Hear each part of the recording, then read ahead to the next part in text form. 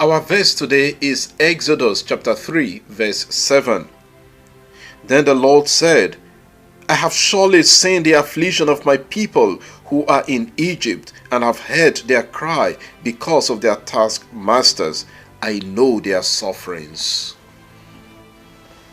When the sons of Jacob moved to Egypt while Joseph was still alive, they got an excellent reception. The Pharaoh then gave them a beautiful part of the country to stay in. Read Genesis chapter 46. They had become immigrants in Egypt. But many years later, the people of Israel multiplied in Egypt. After Joseph died, there was a Pharaoh who did not know Joseph. The new king was afraid of the Israelites because of their number. Should they join their enemies and fight against the Egyptians if there be a war situation? Read Exodus chapter 1, 1-12. And for that reason, the new king ordered that the people be made forced laborers. He set taskmasters over them and subjected them to heavy work. The people who once enjoyed the freedom and good life in their homeland and now in Egypt became enslaved people and laborers for the Egyptians. We know how Moses was born and was raised in the house of Pharaoh, how he killed an Egyptian and fled for his life. He went to the land of Midian, found love in the house of Jethro, and was taking care of Jethro's flock. God located Moses there in Midian as the man who would deliver his people. God has already seen the desire of Moses to liberate his people.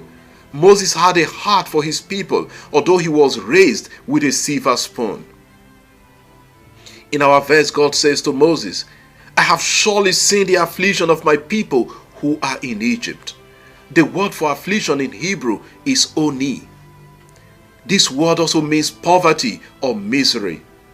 The people of Israel had been reduced to a miserable state and rendered poor. They had lost their dignity as a people. God saw their miserable condition and heard their cry because of their taskmasters who laid heavy burdens on them.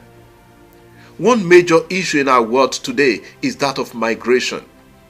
Jacob and his family migrated to Egypt due to famine with a vision of having a better future in Egypt, which they enjoyed for some time. Like the family of Jacob, many people are migrating to different parts of the world for various reasons. Many migrants are seeking better economic living in other lands. Think about the number of people trying to get into the United States from Mexico, or those taking the risk of crossing the Mediterranean Sea from Africa to Europe. Some migrants have been forced out of their homelands due to natural disasters, which has rendered them homeless. Some people have fled their land because of war.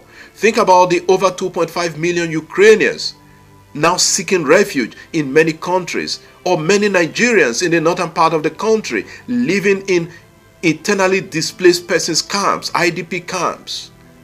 These different groups of people want a good life and would remain where they are if everything is okay, if they can have a good life there.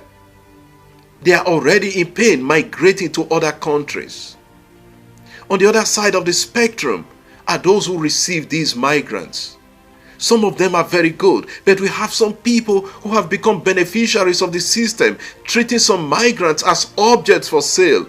These people are the new taskmasters dressed in the robe of helpers.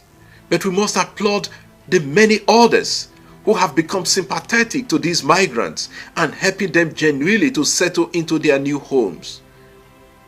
We must be grateful to the many families in the United Kingdom at the moment who have signed up. Over 89,000 people have signed up to welcome Ukrainians into their homes. May the good Lord bless them. We must remember that we are all tenants here on earth and must accommodate those who have come to live among us, especially those who have come to live with us, not because they would have loved to, but because of their suffering. Lord, give us the openness to welcome new people into our communities and treat them with love and respect. Amen. God bless you and I wish you a wonderful day.